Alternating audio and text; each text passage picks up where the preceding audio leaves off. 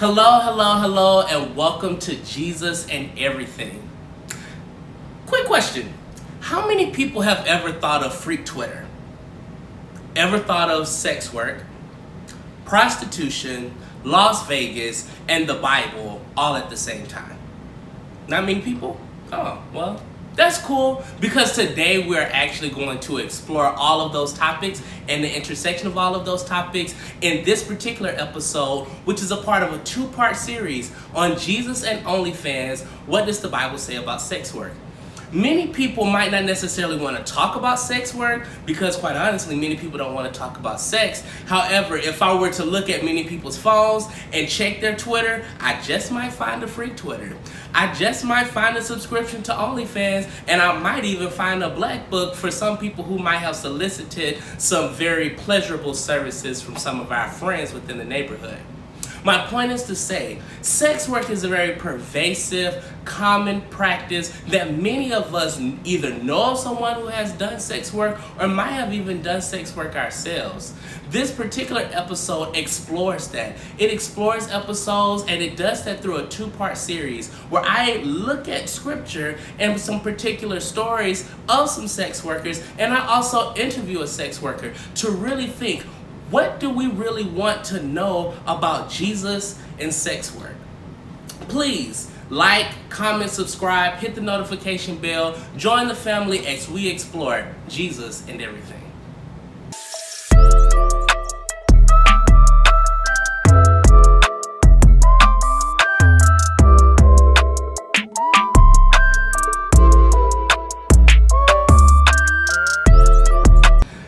United Methodist. I am a proud United Methodist.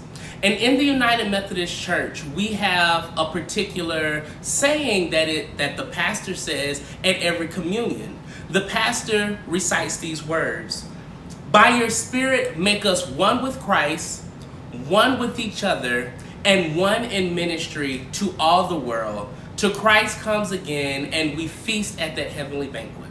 The line that says "in ministry to all the world" might seem very, no-brainer, right? We should be in ministry to all the world.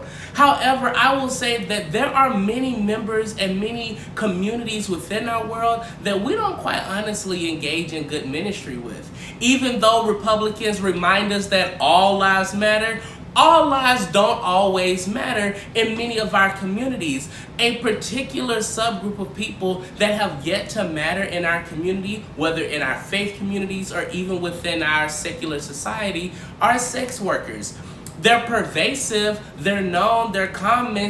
The sex industry grosses well over billions of dollars a year. However, it is a hush-hush, don't talk about stigmatized topic. This particular episode doesn't want to do that anymore. Stigma kills, it does not save. I want to tackle the stigma of sex work and really think about sex work from a sex positive perspective by looking at some of the stories that we find in scripture. There are two particular stories within the Old Testament that I want us to explore because it really speaks to sex work in ways that I don't think many of us have considered. There is that one particular text in the New Testament, 1 Corinthians chapter 6, verse 9, but I want you to check out my video on that particular verse to see that it's actually not talking about sex work, at least not within the way in which we think about sex work in our contemporary times. It's talking about something completely different. So I'm going to stick with the Old Testament, two particular stories to explore some very interesting ideas about sex work. Our first story is coming from the book of Genesis. The chapter is chapter 38, and here we encounter the story of this man named Judah and this woman named Tamar. So, many of us might not be familiar with Judah, so let me catch you up to speed. We might be familiar with the patriarchs Abraham, Isaac, and Jacob. Jacob is the father of one of the characters in this story, Judah.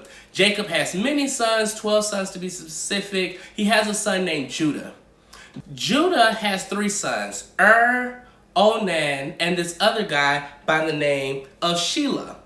Yeah, Shelah, that's his third son's name. Here's the interesting thing about the story. Customarily, Judah's oldest son, marries first. And Judah weds with this woman named Tamar. Well, anyway, God really isn't like feeling Ur. Ur is apparently wicked. We don't know what the wicked things Ur has done, but Ur dies. And so Judah, being concerned about the fact that Ur did not leave any children, then has Tamar, as Judah's daughter-in-law, to sleep with Judah's second son, Onan.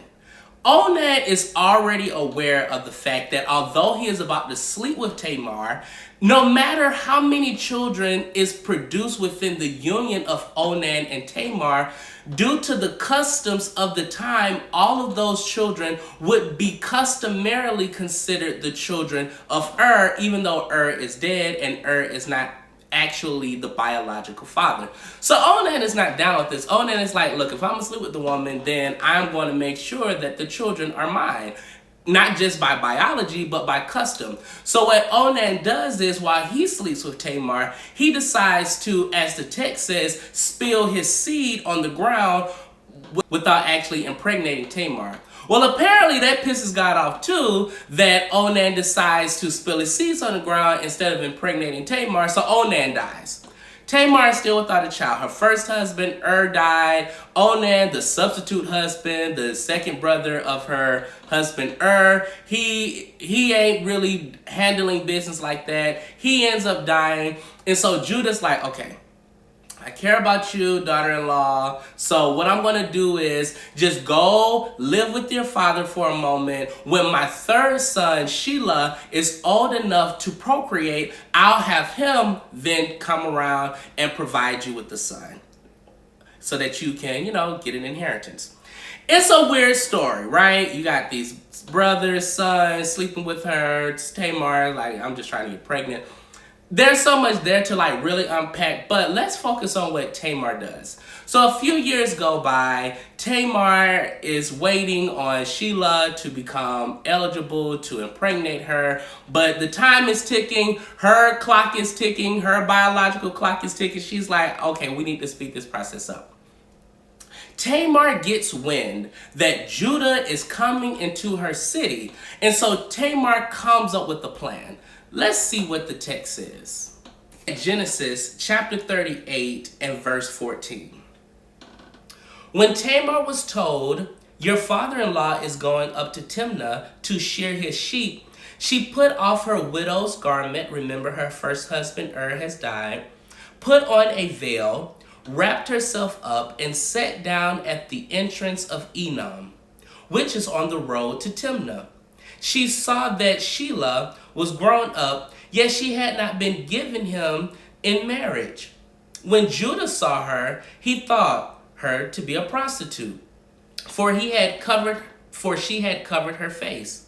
When he went over to her at the roadside and said, come, let me come into you, for he did not know that she was his daughter-in-law, she said, what will you give me that you may come into me? She's bargaining here. She's having a whole little negotiation.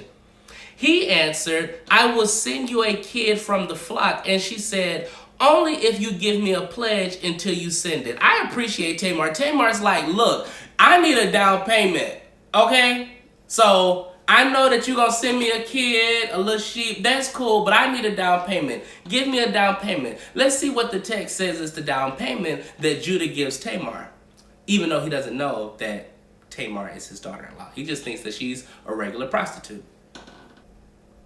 Verse 18, he said, what I pledge shall I give you? She replied, your signet and your cord, and the staff that is in your right hand.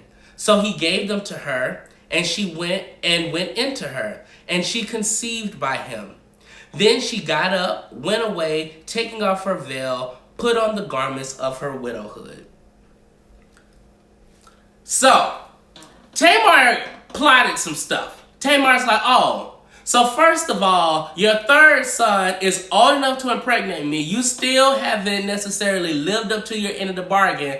Where's your third son? Oh, you don't want to give me your third son? Bet. So what she plans to do is to pretend to be a prostitute.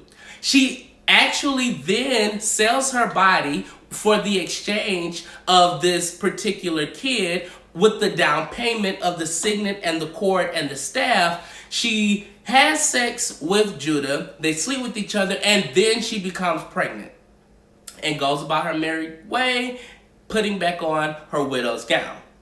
So let's see what then happens within the story. So going to verse 24. About 3 months later, Judah was told, "Your daughter-in-law Tamar has played the whore. Moreover, she is pregnant as a result of whoredom." And Judah said, "Bring her out and let her be burned." As she was being brought out, she sent word to her father-in-law, "It was the owner of these who made me pregnant." And she said, "Take note, please, who are these? The signet, the cord, and the staff." Then Judah acknowledged them and said, "She is more in the right than I, since I did not give her my son Shelah, and he did not lie with her again." Baby, Tamar had this thing set up. Tamar's like, "No, you gave me this bargain, you gave me this deal, and you didn't live up to the end of it." Tamar then becomes a prostitute for a day and ends up on the winning side. She ends up being the one with the bag, and she has proof that, "Oh, you are the baby's father, because remember, you're the one who gave me these items." When the people tried to shame her, she was like, "Shame me all you want. I'm not the one in the wrong here." And Judah had to admit that. Here we find a story of a woman who uses sex work to her advantage, to use it as a way of gaining power in her life situation. It's a fascinating story. What you don't find condemned is her being a sex worker. You do find her being sex shamed and called a whore and saying that she got pregnant through whoredom. But what you don't find is the text condemning her for sex work. The condemnation is on Judah for not living up to his end of the bargain. Very fascinating sex work story. Many of us aren't familiar with it, but it shows us a particular view of sex work, particularly when the person engaged in the sex work has full autonomy over their body and is able to make decisions for their own well-being. Let's now look at another story, the story of Rahab. Many of us are familiar with Moses. Moses is the guy who leads the children of Israel out of Egyptian bondage, brings them through the parted Red Sea, brings them through the desert and the wilderness, bringing them closer and closer towards their promised land. However, Moses is not the one who brings them into their promised land. The person that brings them into their promised land is a man by the name of Joshua. Joshua is the successor of Moses. Joshua takes on the leadership role of leading the children of Israel into their promised land. As they are at the foot of the promised land, about to enter into the promised land, Joshua decides to send over some spies to go and check out the land, see what's going on, bring back some intelligence so that we know how to effectively invade the land. Let's see what the text says in Joshua, the 2nd chapter, starting with verse 1. Then Joshua, son of Nun, sent 2 men secretly from Shittim as spies, saying, "Go, view the land, especially Jericho." So they went and entered the house of a prostitute by the name of Rahab and spent the night there. The king of Jericho was told, "Some Israelites have come here tonight to search out the land." Then the king of Jericho sent orders to Rahab, "Bring out the men who have come to you, who entered your house, for they have come only to search out the whole land." But the woman, Rahab, took the 2 men and hid them. Then she said, "True, the men came to me, but I don't know where they came from." And when it was time to close the gate at the dark, the men went out. Where the men went, I do not know. Pursue them quickly, for you came to overtake them. She had, however, brought them up to the roof and hidden them with the stalks of flax that she had laid out on the roof. So the men pursued them on the way to the Jordan as far as the fords. As soon as the pursuers had gone out, the gate was shut. Before they went to sleep, she came up to them on the roof and said to the men, I know the Lord has given you the land, and the dread of all of us has fallen on us. And all the inhabitants of the land melt in fear before you. For we heard how the Lord dried up the waters of the Red Sea before you when you came out of Egypt, and what you did to the 2 kings in the Amorites, and the things beyond the Jordan, whom you utterly destroyed. As soon as we heard it, our hearts melted, and there was no courage left in any of us because of you. The Lord your God is indeed God, in heaven and above all the earth. Now then, since I have dealt kindly with you, swear to me by the Lord that you in turn will deal kindly with me and my family. Give me a sign of good faith that you will spare my father and mother, my brothers and sisters, and all who belong to them, and deliver our lives from death. The men said to her, Our life for yours. If you do not tell this business of ours, then we will deal kindly and faithfully with you when the Lord gives us the land. Here we have another story of a sex worker taking control of the narrative. Here we have a story of someone who is not condemned for sex work, who actually uses their business as sex workers, as a sex worker, as someone who is known to have men come into her home as a way to protect these Israelite spies. The Israelite spies do not condemn her. The text doesn't even condemn her. What they do is they actually appreciate her act of kindness and hospitality, and then rewards her with the certainty of protection. Here we find a story of another woman who has full autonomy over her sexuality, full autonomy over her business, and full autonomy over this narrative, and uses what she has to protect her family. My point here is this. We find within these 2 particular stories a radically different way than what we currently and normally think about sex work. I'm going to give you a sneak peek into what we're going to be talking about next week with my special guest, Mike. He actually puts a contemporary spin on this without even knowing when he talks about the infamous affair between Stormy Daniels and the person that was the most recent occupant of the White House. The truth of the matter is that when you hear a sex worker who's a female say that sex is power, they're 100% correct. Think about this. You all's last president, as powerful as he says that he is, as much money as he says that he has, was taken down partly because of a sex worker. Right. Do you see what I'm saying? You had all this money, access to any woman in the world. Who's going to turn down, 40, whatever number he was? Nobody would have, even before he got in office, nobody, if he was a genuine spirit, would have turned him down. He had access to whatever. He did. But yet he could not control this one aspect about him. So who had more power in this situation? Him or Stormy? You get what I'm saying?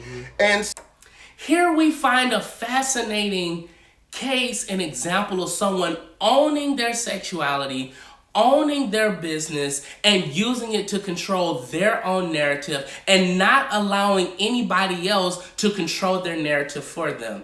Here we find the basis of what could potentially be argued a biblical and even contemporary ethical view of sex work. Now, I am not naive. I actually have a lot of criticisms of sex work.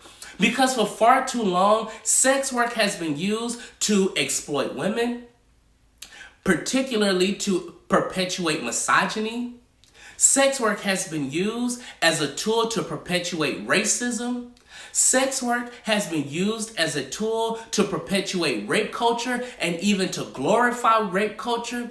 We find within sex work so many people are victims of human trafficking. So many people are victims of child pornography and prostitution, we find that people's bodies are oftentimes not honored and glorified but exploited. I have a lot of criticisms and concerns with sex work that I actually talk about with Mike next week, where I really bring these concerns to bear, because these are the issues about sex work that make sex work very problematic. These are the issues about sex work that we do not find represented in the story of Tamar or Rahab. These are the issues of sex work that we really need to be concerned about and have conversations about, but we fail to do that when we don't even talk about sex work at all. When we don't want to even act like sex work is a thing. When we don't even want to act like we are consumers of sex work. When we refuse to even engage in a conversation. When our answer to sex work is criminalization and not ministry. Not being in full solidarity, full support, walking in love with people, even when they choose to live lives that we might not necessarily understand. This is what ministry with sex workers look like. It looks like abolishing a world that brings about exploitation and birthing a world that brings about autonomy.